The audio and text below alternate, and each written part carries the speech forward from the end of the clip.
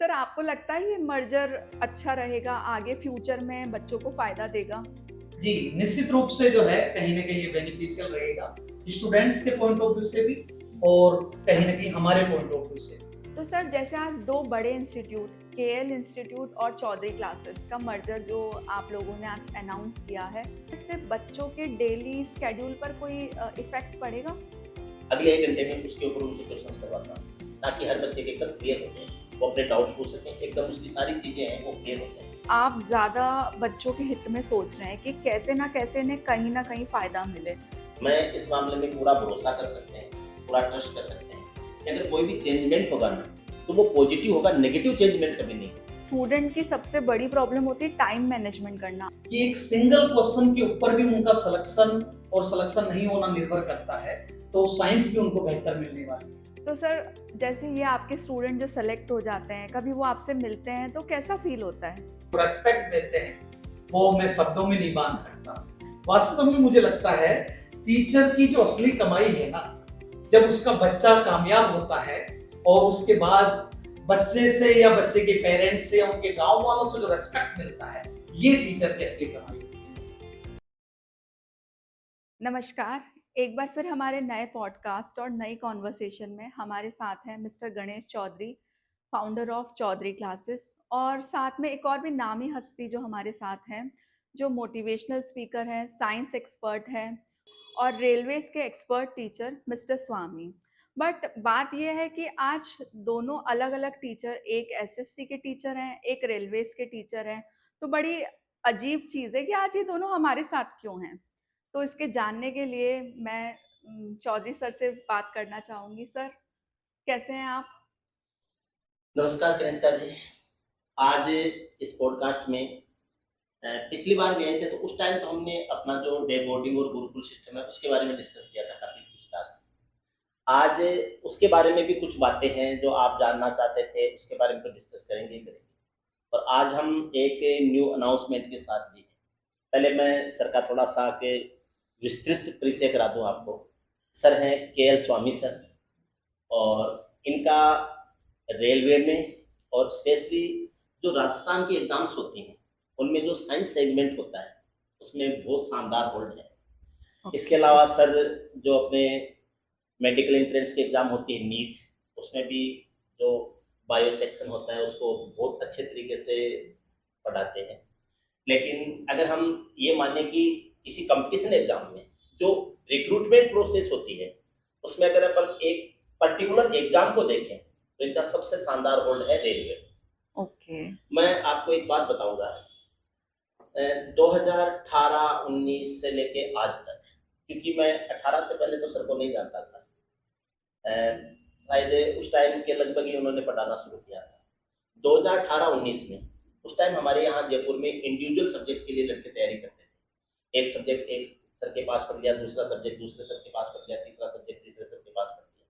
तो ऐसे कम से कम 1000 से ऊपर स्टूडेंट्स ऐसे थे, जो मैथमेटिक्स मेरे पास पढ़ते थे और साइंस पढ़ने सर के पास में जाते थे। ठीक है? ओके, तो वो एक हालाँकि जुड़े हुए तो उस टाइम से भी हैं, लेकिन वो एक ऑफ़िशियल जुड़ाव नहीं था। हालाँकि वो बच्चों के माध्यम से जुड़े हुए थे। तो फिर इस पीरियड में हमने आपस में जैसे 1-2 बार साथ में भी पढ़ाया, लेकिन बस ये था कि सर का अपना खुद का इंस्टीट्यूट था, हमारा खुद का इंस्टीट्यूट था और हम एक जगह को साझा कर रहे थे। अब जैसे अब इस साल अपन ने ये day boarding Gurukul system start किया है।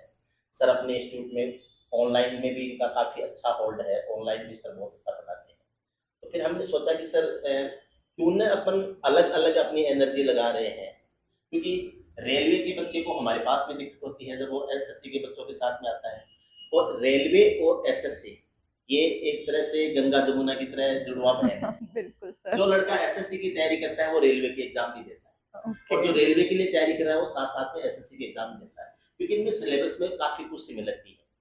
लेकिन बात वही है, लड़के हमारे पास में आते थे एसएससी के लिए, सर के पास में जाते थे रेलवे के लिए। ऐसे नहीं कि हमारे पास में रेलवे के बच्चे पढ़ते नहीं थे, पढ़ते थे। लेकिन फिर भी वो एक सिंगल होल्ड होता है ना, कि अपन किस एग्ज़ाम को एकदम मेन टारगेट कर रहे हैं, वो हमारा था एसएससी के मामले में और सर का था रेलवे के मामले में। तो अब अगर हम एक साथ हैं, तो हम एसएससी में जो अपना होल्ड है, वो सेम होल्ड अपना अब रेलवे में भी रहेगा, क्योंकि रेलवे में मैथमेटिक्स, साइंस, अगर किसी स्टूडेंट की ये शानदार है, उसका रेलवे, ये मान लीजिए उसका रेलवे क्लियर है, ठीक है। और एसएससी में तो अपना पहले से है ही है, और अब रेलवे में भी उसी स्ट्रेंथ के साथ, उसी एनर्जी के साथ अब रेलवे में भी वही सब कुछ होने वाला है। Very nice sir. मतलब यहाँ एक मर्जर की बात चल रही है कि एक ही इंस्टीट्यूट में अब हमें दोनों चीजों की सुविधा मिल सकती है। हाँ, इसमें कई रीजन और भी हो गए। एक तो हम 2 वैकेंसी के कारण एक साथ में हैं, और दूसरा एक अंडरस्टैंडिंग भी हमारी काफी टाइम से एक साथ है। एक तीसरा रीजन और है, हम जैसे 2018 के बाद में कोविड आया, उसके बाद में 20 के बाद में साल 1.5 साल हमने एक जगह पढ़ाया भी था। मैं तो ये नहीं बताऊंगा कहाँ थे हम, लेकिन हमने एक ही बिल्डिंग में पढ़ाया था। हालांकि वो सेगमेंट अपना सेपरेट था, लेकिन हमने लोकेशन, वो जगह एक ही थी, हमने पढ़ाया था। उस टाइम भी हम कई बार ऐसे बात करते थे, सर जो मेहनत अपन बच्चों के साथ करते हैं वो मेहनत हम इन बच्चों से नहीं करवा पा रहे हैं, तो ऐसे क्या किया जाए कि रिजल्ट्स को मैक्सिमाइज किया जा सके, ज़्यादा से ज़्यादा अच्छे रिजल्ट्स कैसे निकाले जा सकते हैं, और ज़्यादा सिलेक्शन कैसे बढ़ाए जा सकते हैं। क्योंकि एक लेवल के ऊपर आके जब ये लगता है कि अब सेचुरेशन आ गया है, तो फिर एक तो आदमी उसमें सेटिस्फाई हो जाता है कि भाई चलो अब अपन कर रहे हैं और बहुत अच्छा कर रहे हैं, और एक आदमी के ये होता है कि अपन इसको और बेटर कैसे कर सकते हैं। तो ये हमारे दिमाग में कई दिनों से था, जो अपना ये गुरुकुल वाला सिस्टम है, डे बोर्डिंग वाला सिस्टम, ये कई दिनों से था। अब मैंने साल भर पहले स्टार्ट कर दिया था सर, अपने ऑनलाइन सेगमेंट में और नीट वाली जो एग्जाम्स की तैयारी है उनमें बिजी थी। अब सर थोड़े फ्री हुए, किसी ऑनलाइन प्लेटफॉर्म के साथ में सर का जुड़ाव भी था, तो वहाँ इनका कोई एग्रीमेंट था, अनुबंध था, उसको बीच में नहीं कर सकते थे, ठीक है, क्योंकि तब तक ये ऑफलाइन नहीं पढ़ा सकते। अब सर फ्री हुए, हम वापस मिले, और अब हमने ये डिसाइड किया है यहाँ पर इस सेगमेंट को हम मिलके अभी जो है उससे कई मल्टीपल टाइम इसको और ज़्यादा एक्सपेंड करेंगे। सर चौधरी क्लासेस बहुत नामी क्लासेस है, हर जगह आप बच्चों के मुंह से सुन सकते हैं, तो आपने स्वामी सर को ही क्यों चुना? मैंने आपको 2 रीजन बताए।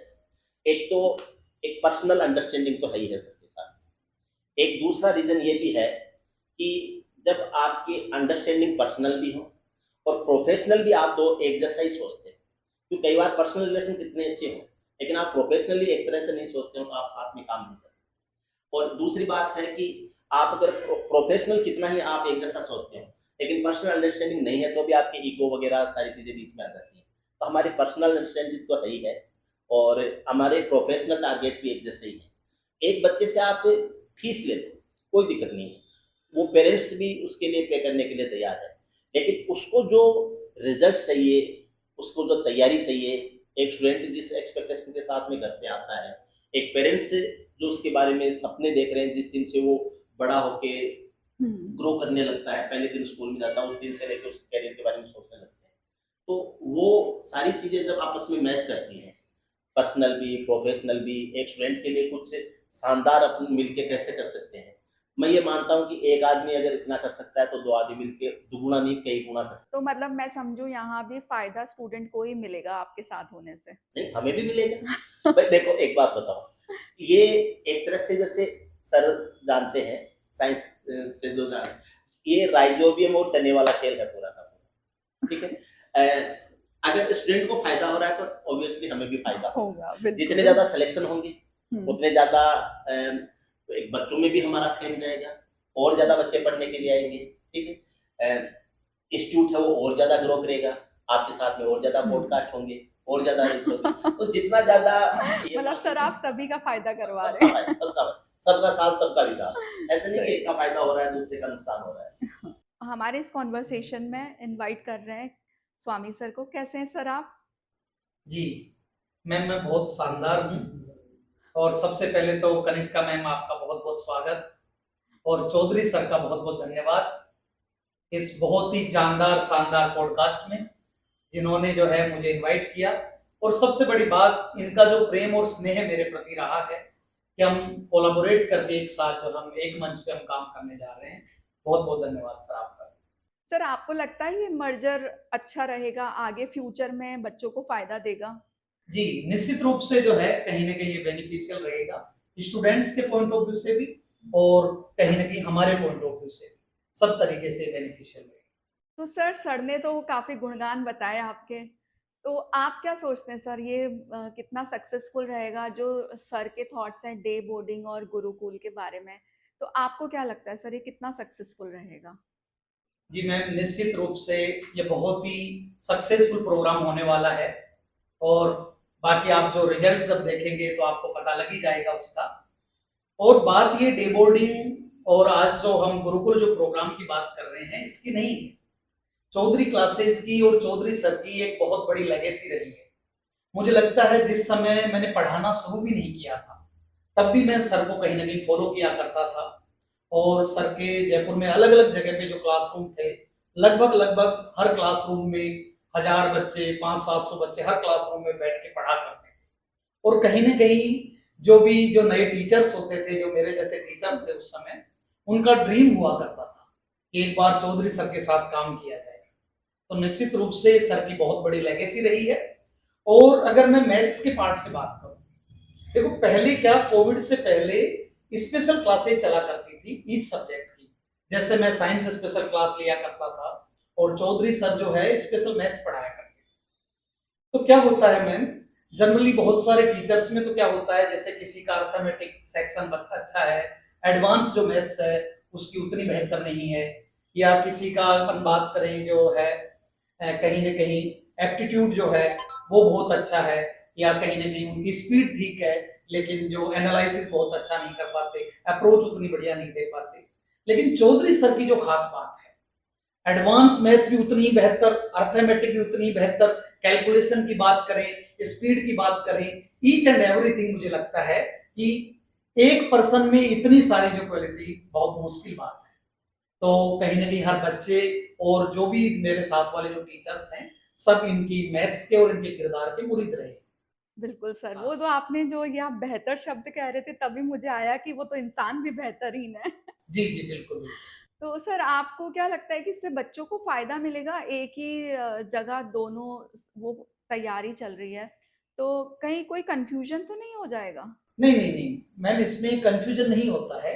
एक्चुअली क्या होता है कि एक ही प्लेटफॉर्म पर आपको दोनों चीजें मिल रही है। जैसे एसएससी की जो तैयारी कर रहा है बच्चा, जनरली वो रेलवे के भी एग्जाम्स देता है और रेलवे के सेगमेंट की जो तैयारी कर रहा है वो भी एसएससी की एग्जाम्स देता है और लगभग लगभग सिलेबस भी सेम है।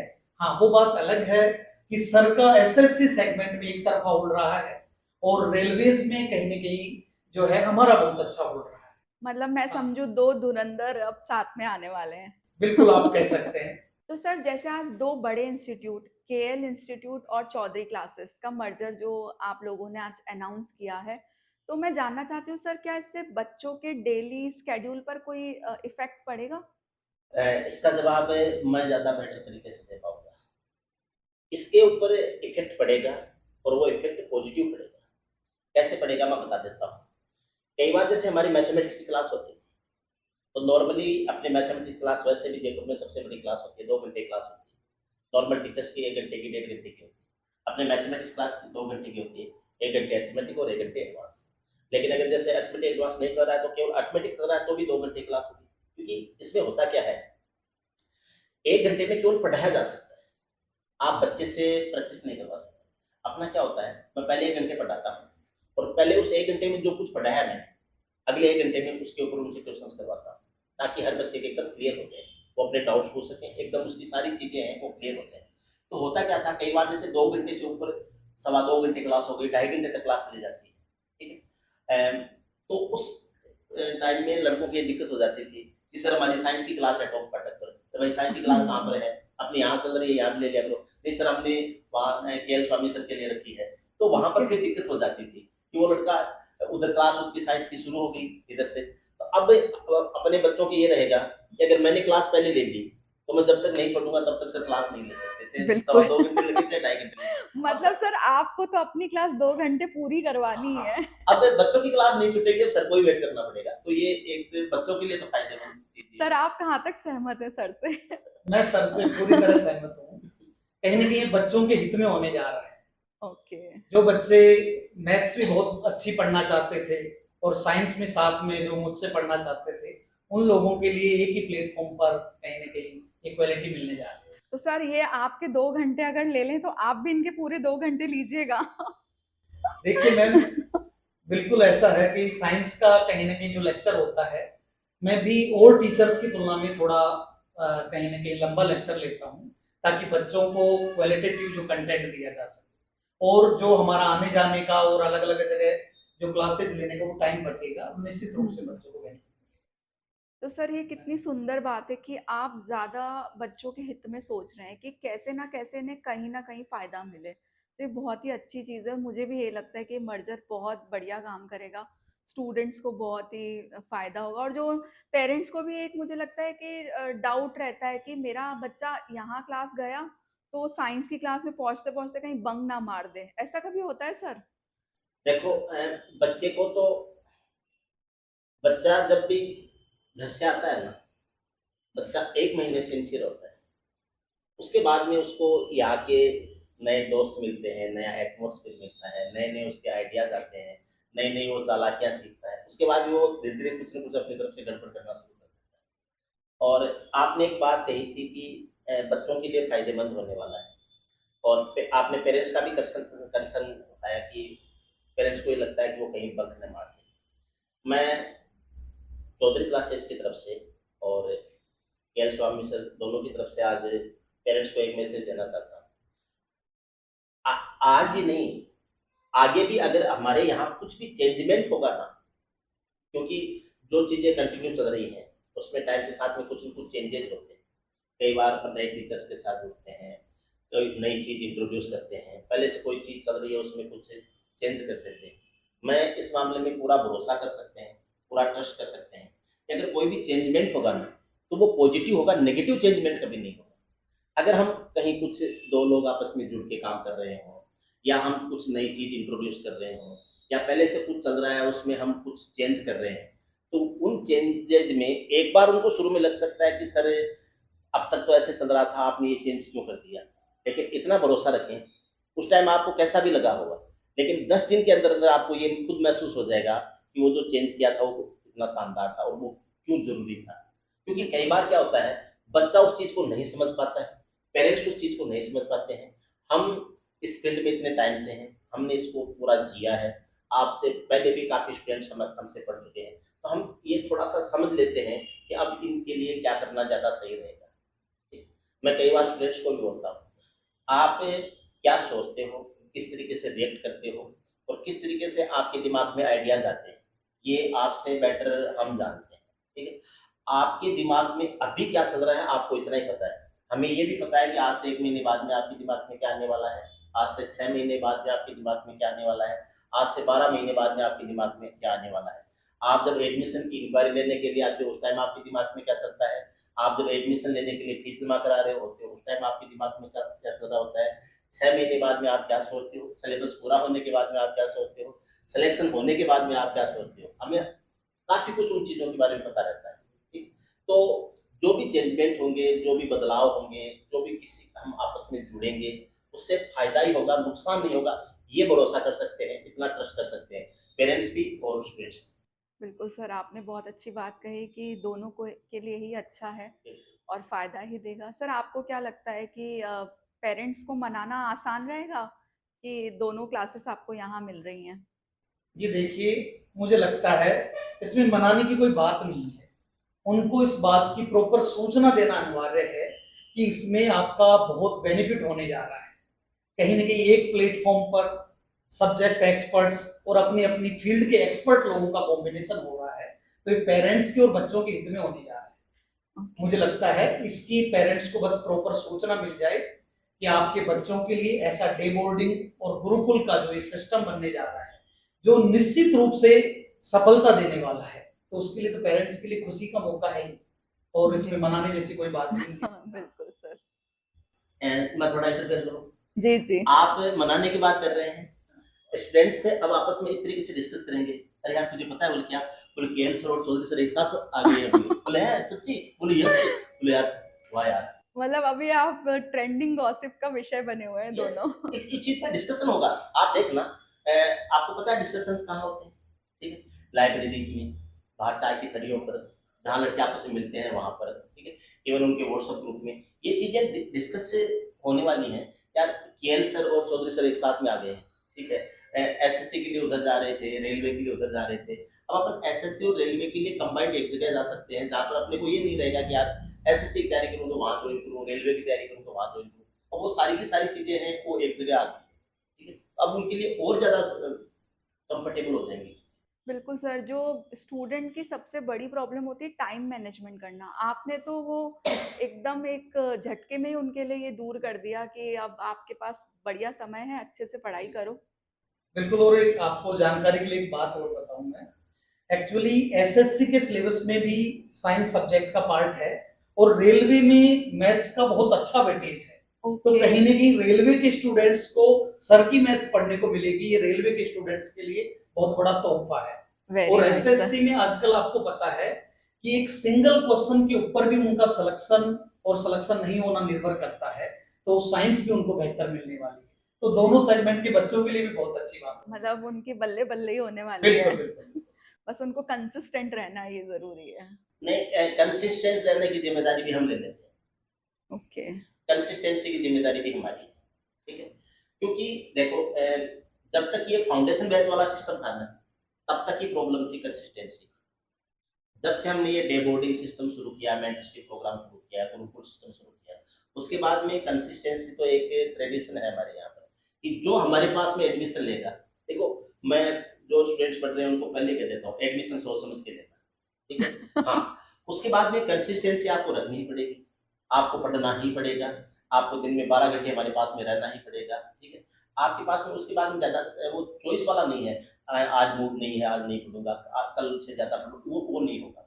आपको डेली क्लास लेनी है, आपको कंसिस्टेंटली कोचिंग आना है, जो सुबह पढ़ाया उसको दोपहर बाद में पूरा का पूरा रिवाइज करना है, डेली आपको टेस्ट देना है, डेली आपकी अटेंडेंस लगेगी, सुबह 7 बजे आपको मोबाइल जमा कराना है, आपकी नोटबुक है वो कभी भी चेक की जा सकती है, किसी को भी अचानक रोक के उससे जो भी पढ़ाया गया उसमें से कुछ भी पूछा जा सकता है। तो इस चीज़ के लिए तो उसको हर टाइम तैयार रहना है, ठीक है। तो इसमें तो अपन कंसिस्टेंसी है, वो पढ़ेगा कि नहीं पढ़ेगा, वो डेली कोचिंग आएगा कि नहीं आएगा, वो कहीं फ़ोन तो नहीं चलाने लग जाएगा, वो कहीं दोस्तों के साथ में तो नहीं घूमने लग जाएगा, वो सुबह जागेगा कि नहीं जागेगा, वो रात को लेट तक नहीं सोएगा, तो क्या वो सारी जो घर वालों की या पेरेंट्स की जो टेंशन्स होती है, वो सारी टेंशन्स इधर शिफ्ट कर दो आप, ठीक है? बिल्कुल बिल्कुल। बस सारी टेंशन्स रहती थी। बच्चे के साथ आप सब टेंशन भी हमें हाँ, देकर वो जाओ। सारी टेंशन हमें दो। मैं सर की बात से पूरी तरह सहमत हूँ। आपको एक बात बताऊं, जैसे आप जानते हैं जब आर्मी की ट्रेनिंग होती है तो आर्मी की ट्रेनिंग से पहले का बंदा बिल्कुल अलग होता है और ट्रेनिंग के बाद का अलग।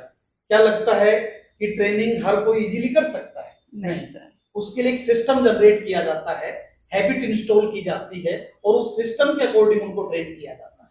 तो हम जो है कहीं ना कहीं उस प्रकार का सिस्टम जनरेट कर रहे हैं और हमने एक ऐसा एक सिस्टम बना रखा है, तो बच्चों को सोचने का मौका ही नहीं है उसमें। हमने जो सिस्टम बना रखा है उसके अकॉर्डिंग उनको क्लासेस लेनी है, उसके अकॉर्डिंग क्वेश्चन प्रैक्टिस करनी है, उसके अकॉर्डिंग टेस्ट देना है, उसके अकॉर्डिंग ही उनको रहना है। तो कहीं ना कहीं बच्चों को ज्यादा सोचने का मौका नहीं है, इसमें हम रिजल्ट प्रोड्यूस करने जा रहे हैं। वेरी नाइस सर, बहुत ही अद्भुत बात है। और कुछ चीजें ये भी होंगी कि बच्चों के दिमाग में, चौधरी सर को तो वो जानते हैं और उनकी क्लासेस कब से हैं, तो मेरा एक सवाल आपसे कि आप कितने सालों से पढ़ा रहे हैं?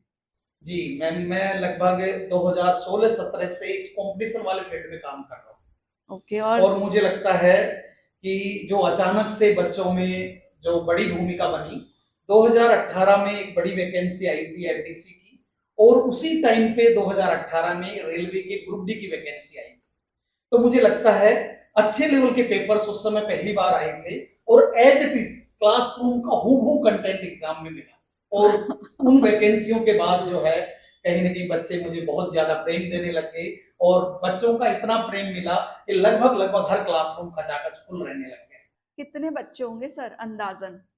देखिए मैम, ऐसे तो मैं एग्जैक्ट फिगर तो नहीं बता सकता, हमने हजारों बच्चे पढ़ाए हैं और हजारों बच्चों का सिलेक्शन दिया है। लगभग ये मान के चलिए आप, लगभग मैंने पिछले सालों में 50,000 से ज्यादा बच्चे पढ़ा दिए हैं। Very nice sir. और लगभग जो है 2000 प्लस अभी तक सिलेक्शन दे दिया।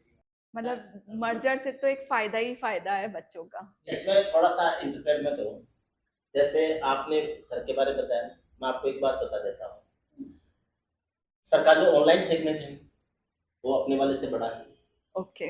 ऑनलाइन सेगमेंट, इनका जो ऑनलाइन ऐप है, एप्लीकेशन है, उसमें 1 लाख से ज़्यादा मेंबर्स हैं सर के ऑनलाइन है। वेरी नाइस सर, 1 लाख बहुत बड़ा फिगर है। 1 लाख से ज़्यादा है। तो आप ये तो जो सर हज़ारों की बात कर रहे हैं ना, ये तो ऑफलाइन जो क्लासरूम स्टूडेंट्स हैं उनकी बात हो रही है।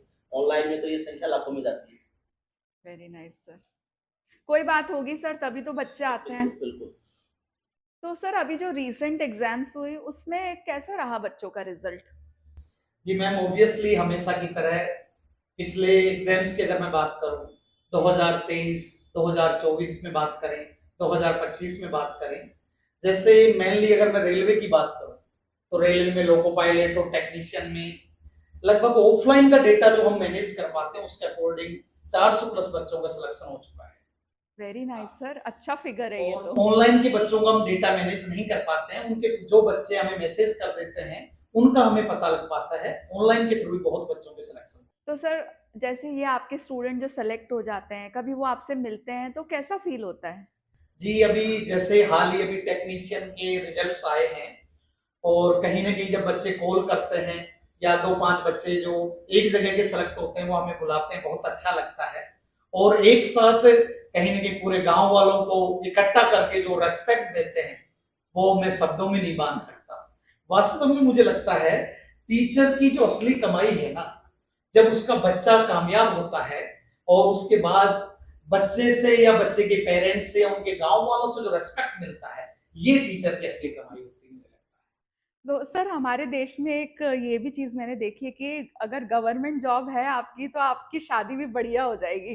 तो ऐसा कोई एक्सपीरियंस है आपके पास? है। बिल्कुल बिल्कुल मैम, जो बहुत सारे बच्चे जो हमसे पढ़ रहे होते हैं, जैसे ही उनका सिलेक्शन होता है और उनकी गवर्नमेंट जॉब लगती है, उसके बाद निश्चित रूप से उनके जो है रिश्ते आने लगते हैं, उनके शादी ब्याह होते हैं और हम लोग भी जाते हैं ऐसे प्रोग्राम्स में। और कई बार ऐसा होता है जब हम प्रोग्राम में जाते हैं तो बच्चे जैसे कोई भी उनके रस्मों रिवाज चल रहे होते हैं, पूरे अपने रिश्तेदारों को और अपने जो है गांव वालों को सबको छोड़कर अचानक से हमें जो है सी ऑफ करने के लिए आते हैं और बहुत अच्छा लगता है उस समय जब बच्चे सब लोगों को छोड़कर हमें कहीं ना कहीं उतना रेस्पेक्ट देते हैं। I have no words to describe it. तो सर एक टीचर की असली कमाई तो यही है। जी बिल्कुल। अभी सर जैसे इसमें मैं भी एक चीज और ऐड करूँ, इसमें केवल वो एक बैच तक का जुड़ाव नहीं होता है।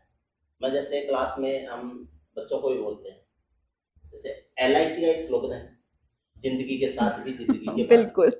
वैसे हमारा ये होता है, बैच के साथ भी बैच के बाद भी। तो वो जब तक बच्चा पढ़ रहा होता है ना, आप उसके बैच में पढ़ रहा होता है, तब तक नहीं जुड़ा हुआ होता है। उसके बाद में वो लॉन्ग टाइम तक जुड़ता है।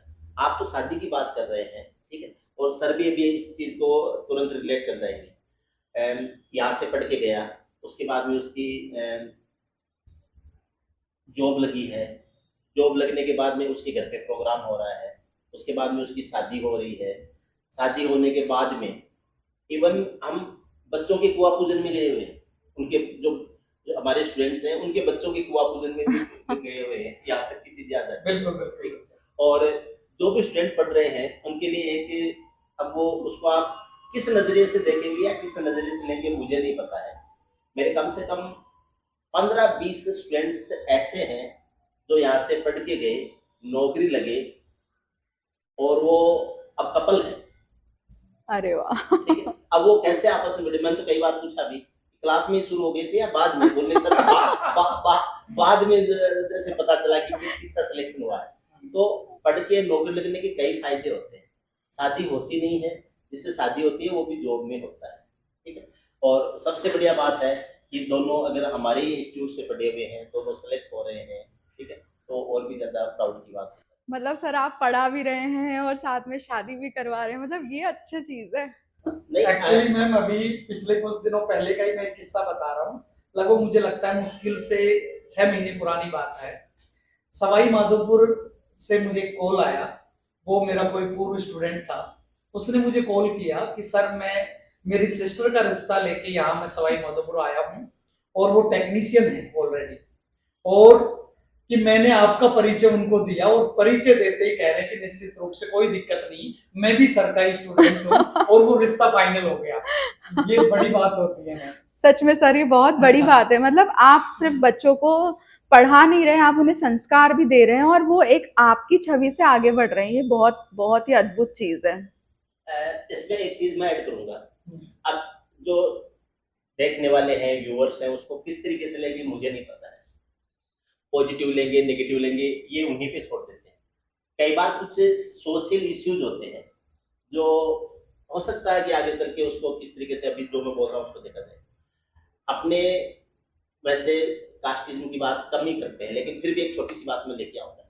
अपने मीणा सोसाइटी में चौकीदार जमींदार लोग होते हैं, आपको शायद पता है या नहीं पता, मुझे नहीं पता, लेकिन हमारे स्टूडेंट्स में काफी अच्छी स्ट्रेंथ होती है मीणा स्टूडेंट्स, तो उनमें चौकीदार जमींदार लोग। तो अब तो जैसे जैसे अपन प्रोग्रेस हो रही है, तो थोड़ा सा डिफरेंस, पहले आपस में शादियां नहीं होती, चौकीदार की जमींदार या जमींदार की चौकीदार की शादियां। हमारे दो स्टूडेंट थे, ठीक है, लड़का और लड़कियों में से एक चौकीदार और एक जमींदार, ठीक है, एक सीकर साइड से और एक इधर दौसा करौली साइड से, ठीक है। अब उनका आपस में ये सिलेक्शन के बाद में, सिलेक्शन कोई ये ना सोच ले कि जिस टाइम पढ़ रहे होते हैं उस टाइम क्लास में शुरू हो जाता है उनका, कुछ नहीं। सिलेक्शन के बाद में वो एक दूसरे को जानते तो थे ही, पहले से क्लास में थे, उसके बाद में शादी वादी की बात आई, दोनों की अंडरस्टैंडिंग हो गई। अब घर वालों को मनाने में, एडजस्ट करने में 1 साल लग गया पूरा, ठीक। तो कई बार इस तरीके की चीजें आ जाती है। अब इसको कोई अच्छा ले रहा है या बुरा ले रहा है, ठीक है। अब वही बात हो गई, अगर आप एज ए स्टूडेंट पढ़ रहे हैं और उस टाइम आप इस तरीके से कर रहे हैं तो डेफिनेटली ये गलत है, बिल्कुल गलत सही है। है। लेकिन आप सेलेक्ट हो जाते हैं और उसके बाद में अपने लाइफ पार्टनर के बारे में डिसीजन लेते हैं कि वो भी जॉब में हो, वो भी अपने बराबर पढ़ा हुआ हो, ठीक है। तो ऐसे कई चीजें हैं जो याद भी रहती हैं, दिमाग में भी रहती हैं। ऐसे कई किस्से हैं जिनके बारे में अपन काफी बातें की जा सकती हैं। सर, कितना समय चाहिए आपके इंस्टीट्यूट पर टिके रहने के लिए कि बच्चा फिर आगे पढ़ लेगा? इसमें देखो मैं बताऊं, हमारे पास में जो नहीं पढ़ने वाला बच्चा है ना, वो 3-4 दिन में रिवर्ट हो जाता है। ओके। क्योंकि देखो, वो जो एक धारणा बना के आया था ना कि मैं जयपुर जाऊंगा, वहाँ कोचिंग करूंगा, नए दोस्त बनाऊंगा, जयपुर में घूमूंगा, वो सारी चीजें तो काफी दूर हो जाती है। हाँ, अगर कोई पढ़ने के टारगेट से आया है, मेहनत करने के टारगेट से आया है, पेरेंट्स के बारे में अच्छा सोच रहा है, पेरेंट्स का भी यही टारगेट है कि मेरा बच्चा पढ़ के बढ़िया जॉब लगे, तो अगर एक वीक रुक गया ना, उसके बाद में वो टिक जाता है, उसके बाद में वो नहीं जाता है। और किसी भी कारण से कई बार जैसे स्टूडेंट रुकना भी चाहता है, लेकिन बाद में कोई और इश्यू न होते, जो स्टूडेंट 1 साल कंटिन्यू पढ़ गया था वो डेफिनेटली सिलेक्शन होता है। कई बार जैसे आप बात करते हैं कि सर आपके वहाँ से सिलेक्शन रेट कितना है, कितने बच्चे सिलेक्ट हुए, मैं कह रहा हूँ कि जो 1 साल पढ़ लिया जिसने, उनमें से 100% स्टूडेंट सिलेक्ट होते हैं। Very nice sir. सिलेक्शन नहीं होने वाले कौन होते हैं वो मैं बता देता हूँ। 1 महीने बाद में छोड़ गया, 2 महीने बाद में छोड़ गया, 4 महीने बाद में छोड़ दिया। अब इसमें मैं ये नहीं कह रहा हूँ कि लड़का ही गड़बड़ करता है, कोई कैजुअलिटी हो गई, उसकी हेल्थ के कोई इश्यू आ गया या कोई और कारण हो गया, कोई भी कारण हो सकता है, लेकिन जो साल भर टिक गया वो डेफिनेटली सिलेक्ट होगा, ठीक है। अब ये जरूरी नहीं कि वो ऑफिसर बने, इंस्पेक्टर ही बने, ठीक है। ऑफिसर नहीं बनेगा, असिस्टेंट बन जाएगा, ऑडिटर बन जाएगा, अकाउंटेंट बन जाएगा, हेड कांस्टेबल बन जाएगा, कांस्टेबल बन जाएगा, यानी कुछ न कुछ सेलेक्ट जरूर होगा, ये पक्की बात है, अगर साल भर टिक गया तो। सर, मैं आपसे एक सवाल पूछना चाहूंगी, जो अदर कोचिंग्स हैं उस पे आपके मर्जर का क्या प्रभाव पड़ने वाला है? अब वैसे तो इस चीज के बारे में अपने को नहीं सोचना भाई, उनके ऊपर क्या फर्क पड़ेगा, उससे अपने को कोई फर्क नहीं पड़ेगा, ठीक है। और वो क्या सोचते हैं, क्या करते हैं, उससे हमें और हमारे स्टूडेंट को कोई फर्क नहीं पड़ने वाला। लेकिन अगर हम एक थोड़ा सा ब्रॉड वे में देखें, बड़े प्रोस्पेक्टस पे देखें इसको, तो मुझे कोचिंग वालों पे क्या फर्क पड़ेगा ये तो पता नहीं है, लेकिन स्टूडेंट्स के ऊपर अच्छा फर्क पड़ेगा। वो भी अपने बच्चों को अच्छी तैयारी करवाएंगे, वो भी ज़्यादा प्रैक्टिस करवाएंगे, क्योंकि कई बार क्या होता है कि आदमी वो सब एक जैसा कर रहे होते हैं तो सबका एक जैसा ही है, लेकिन जब कहीं कुछ बेटर होने लगता है, कहीं कुछ अच्छा होने लगता है, स्टूडेंट्स के लिए कुछ ज़्यादा बेनिफिशियल होने लगता है, दूसरा भी कुछ ज़्यादा कोशिश करता है, उसमें हम कोचिंग वालों के लिए क्या या टीचर्स के लिए क्या फ़र्क पड़ता है वो तो अलग चीज़ है। हाँ, स्टूडेंट्स को ज़रूर फ़ायदा होने वाला है। क्योंकि वेरी नाइस। अपने देखा देखी वो लोग भी ज्यादा एफर्ट्स लगवाएंगे, ज्यादा मेहनत करवाएंगे। तो सर रेलवेज के जो बच्चे हैं, तो उसमें अगर ये कोई डिसिप्लिन उन्हें फॉलो करना है या कोई एक डेली रूटीन लेके चलना है, तो वो क्या होना चाहिए? देखिए मैम, मुझे लगता है अकेले रेलवे की स्टूडेंट्स की बात नहीं है। स्टूडेंट कोई भी हो और किसी भी एग्जाम की प्रिपरेशन कर रहा हो, वो रेलवे का स्टूडेंट हो, एसएससी का हो, टीचिंग सेगमेंट का हो, इवन आईआईटी पीएमटी का स्टूडेंट हो, सभी स्टूडेंट्स के लिए कॉमन जो बात है, मुझे लगता है, जैसे मैं शॉर्ट फॉर्म में कहूँ, एलआरपी मेथड का उनको यूज करना चाहिए। LRP means L for learning. Learning हर बच्चा करता है, टीचर क्लासरूम में उसे पढ़ाता है, उस समय वो लर्निंग कर रहा है। उसके बाद रिवीजन, आर मींस रिवीजन, उसको रिवीजन करना बहुत जरूरी है। जब तक वो रिवीजन नहीं करेगा वो कॉन्सेप्ट सीख ही नहीं पाएगा। और पी मींस प्रैक्टिस, उसको प्रैक्टिस करना बहुत जरूरी है, क्योंकि आप जानते हैं कि आजकल जो एग्जाम है उनमें टाइम का भी बहुत रोल होता है। तो आपको जब तक बहुत अच्छा रिवीजन नहीं होगा, बहुत अच्छी प्रैक्टिस नहीं होगी, तब तक जो है आप कम समय में ज्यादा क्वेश्चन नहीं कर पाएंगे। और ओके। आजकल जो है आपको कहीं ना कहीं एक्यूरेसी विद स्पीड जो है वो रखनी ही पड़ेगी। ओके। हाँ, जब तक सर का एलआरपी फॉर्मूला नहीं लगेगा तब तक अगला पी नहीं आएगा। अगला पी परफॉर्मेंस। क्या बात ओके। है, बिल्कुल बिल्कुल। हाँ, तो जब तक प्रैक्टिस नहीं आएगी तब तक परफॉर्मेंस नहीं आएगी, परफॉर्मेंस नहीं और जब आएगा। तक पी नहीं आएगी तब तक वो एस नहीं आएगा, ऐसे यानी सक्सेस। Yes, nice sir. ये यही सिस्टम हाँ, होता और कहीं ना कहीं वो किसी भी एग्जाम की अगर तैयारी कर रहा है बच्चा, तो मुझे लगता है एटलीस्ट जो है उसको 10 से 12 घंटे के उसके स्टडी आवर्स होने ही चाहिए। उसमें आप ये मान के चलो कि 6 घंटे क्लासरूम की स्टडी होगी और लगभग 6 घंटे उसकी पर्सनल स्टडी होनी ही चाहिए, वरना आप जो सफलता से दूर जा रहे हैं। और जिस प्रकार का ये कॉम्पिटिटिव माहौल चल रहा है, उसमें अगर कोई आपको कह रहा है कि मैंने 2 घंटे पढ़ के सफलता हासिल की है, तो वो आपको बेवकूफ बना रहा, मूर्ख बना रहा है, इसके अलावा और कुछ नहीं। आपको मेहनत करनी ही पड़ेगी सक्सेस हासिल करने। Right sir. है। एक राय आपके बिना पूछे स्टूडेंट को मैं दे देता हूँ, ठीक है, बिना पूछे दे देता हूँ। आपको जो काम करना है ना, किसी भी एग्जाम को क्रैक करने के लिए जितने एफर्ट से, जितना डेडिकेशन, जितनी मेहनत जो करनी है वो आपको करनी ही पड़ेगी, उसका कोई अल्टरनेटिव नहीं हो सकता। अब उससे मेहनत को करने के लिए हमेशा इंडिविजुअल्स की अपन बात करते हैं, सिस्टम इम्पोर्टेंट होता है। या तो वो अपने आसपास वो सिस्टम आप खुद बना दो, या फिर ऑलरेडी कहीं वो सिस्टम है तो आप उस सिस्टम के पार्ट बन जाओ। एक छोटा सा एग्जांपल लेके देखना सर, आप इस चीज को लेकर, कोई भी इंडियन जब बाहर जाता है, यूरोपियन कंट्रीज में जाता है या कहीं बाहर जो गल्फ कंट्रीज में भी जाते हैं, तो वो एक बात बताते हैं कि वहाँ की साफ सफाई बहुत अच्छी है, वहाँ का जो सिविक सेंस है वो बहुत अच्छा है, ये सारी चीज़ें बहुत अच्छा है। अपने इंडिया में तो रूल्स फॉलो ही नहीं होते, ये चीज़ें आती है कि नहीं आती? बिल्कुल सर। ऐसे थोड़ी कि वो लोग ज़्यादा अच्छे हैं और इंडियन लोग ज़्यादा खराब हैं, नहीं। वो आज तक का हमारा जो बनाया हुआ सिस्टम है ना, उस सिस्टम में कहीं ना कहीं गड़बड़ है, ठीक है। बिल्कुल यहाँ सर। अपन कहीं भी कचरा फेंक दिया, किसी के साथ में कुछ भी, किसी किधर से भी गाड़ी निकाल के ले गए, कहीं कुछ भी ओवरटेक कर दिया, अपन ट्रैफिक रूल्स को फॉलो नहीं कर रहे हैं, सिविक सेंस को। तो यहाँ पर क्या है, हमने उस सिस्टम को डेवलप नहीं किया है। लोग जैसे इंडियंस हैं वैसे ही वो फॉरेनर्स होते हैं, लेकिन उनके अंदर वो सिस्टम है जिसके अकॉर्डिंग वो चलते हैं। हमारे यहाँ सिस्टम नहीं है। ये बात स्टूडेंट्स के साथ में भी होती है। स्टूडेंट, हर स्टूडेंट अच्छा होता है, हर स्टूडेंट सिलेक्ट हो सकता है। अब या तो वो उस सिस्टम को खुद अपने अंदर डेवलप कर ले कि भाई मुझे इतने बजे उठना है, इतना पढ़ना है, इतना करना है, ये सारी चीज़ें या तो वो खुद मैनेज कर ले। और अगर वो खुद मैनेज नहीं कर सकता तो अपने आसपास में ऐसे लोग, ऐसा वातावरण, ऐसा चीज़ें सेट करे जो उसको वो सारे काम उससे करवाए। सर बहुत अच्छा लगा आपसे बात करके। चौधरी सर, स्वामी सर, बहुत अच्छा लगा आप यहाँ आए। क्या आप हमारे ऑडियंस को कोई मैसेज देना चाहते हैं? मैम, आपका भी बहुत बहुत धन्यवाद। और मैं सभी दर्शकों और श्रोतागण और सभी पेरेंट्स और सभी स्टूडेंट्स से कहना चाहूँगा कि अगर आपकी पेइंग कैपेसिटी अच्छी है और भगवान ने आपको इस लायक बनाया है कि आप फाइनेंशियली कहीं ना कहीं हमारे गुरुकुल के प्रोग्राम को अफोर्ड कर सकते हैं और या हमारा डे बोर्डिंग सिस्टम को आप अफोर्ड कर सकते हैं, तो निश्चित रूप से आप हमसे जुड़िए। और ये कहीं ना कहीं रिजल्ट ओरिएंटेड प्रोग्राम होने वाला है और बहुत ही रिजल्ट हम इसमें बनाने जा रहे हैं।